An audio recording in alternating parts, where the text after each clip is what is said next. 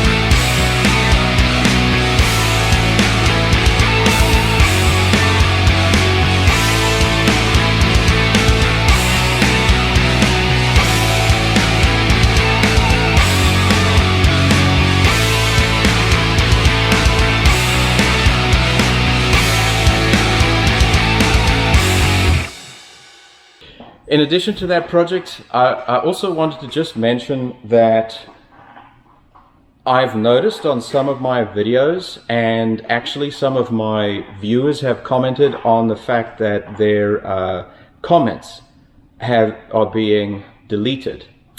And I've noticed this happening myself a couple of times on some of the comments. I want to just make it very clear that I have a policy of not deleting comments on my videos. So if you take a look at the comments on most of my videos, you'll find that there are plenty of negative comments that I have no problem with being on my videos. So the only type of comment that I might delete off the bat is an advertising comment. So one of those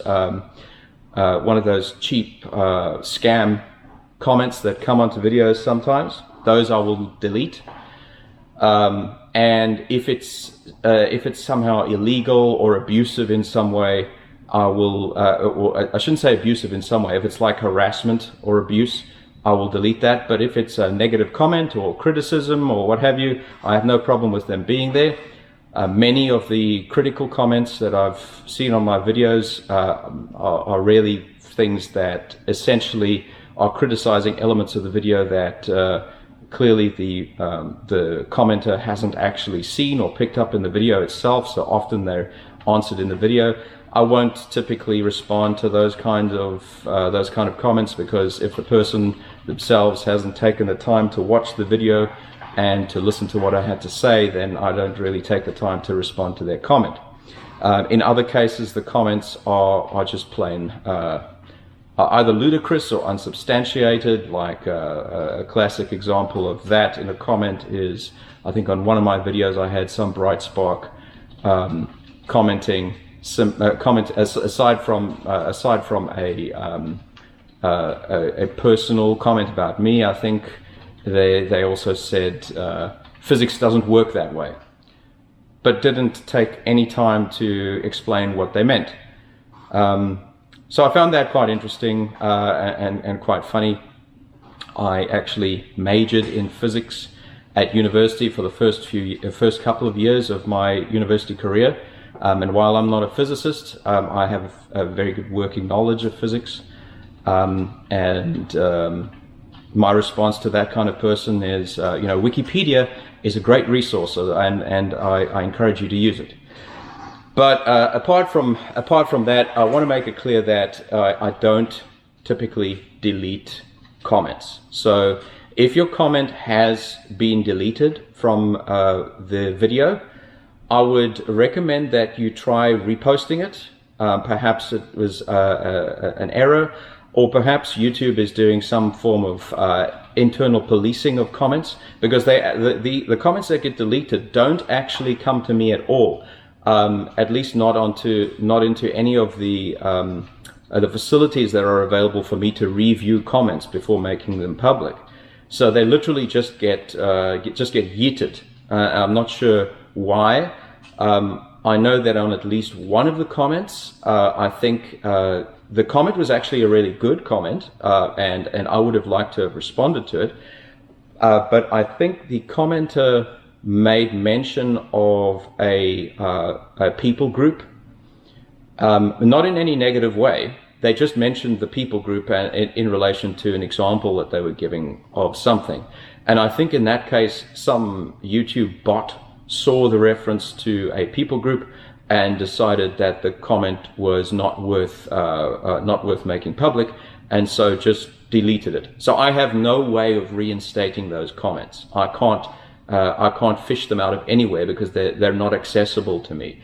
All I get I get a notification on my channel, and I click on the notification, I click on the comment, and it takes me to the video, but the comment isn't there. It's been deleted by YouTube. So yeah, I'm not 100% sure what's happening there exactly. I would hazard a guess that it's some type of internal policing.